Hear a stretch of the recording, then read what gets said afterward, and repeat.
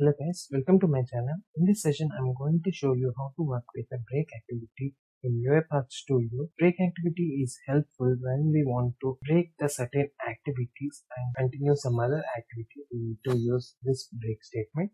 So I'll show you with the help of an example.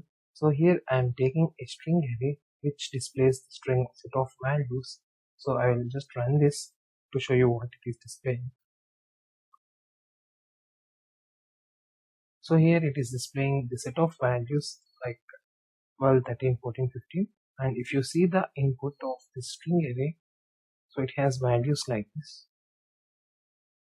So like 12A, 13A, 14C. So like this we have some values. If you want to break the for each loop which we are iterating at the position once it reaches 13B, so we can use this break statement, and if you have any other activities after this for each loop, those will get executed. So for that I will use one if activity.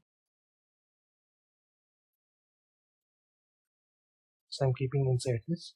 So I will write the condition in the way like once my I value represents this 13B, then my loop will get terminated with the help of break activity.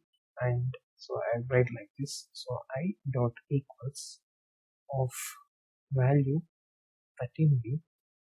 So once my index variable I points to the variable with the value 13B, then this then statement will get executed, or else block will get executed, and till the I value reaches the 13B, so this activity will perform continuously. So here I will keep the break activity inside the then block. So once I run this, so once it reaches this 13B, then block will get executed and it will break the flow and our control will come out of this for each loop.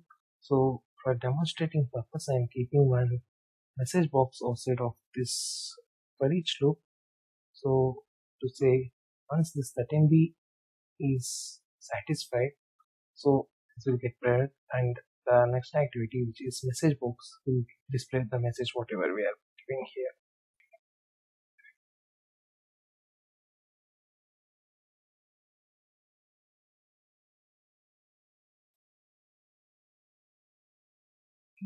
So here our output is initially 12, 13, 14, 15. So we'll see what is the output once we implement this break activity. So let's run this. Let's see the output. So execution is started. So now we can see only 12 and 13 are displayed. So previously we have output seen like 12, 13, 14 and 15.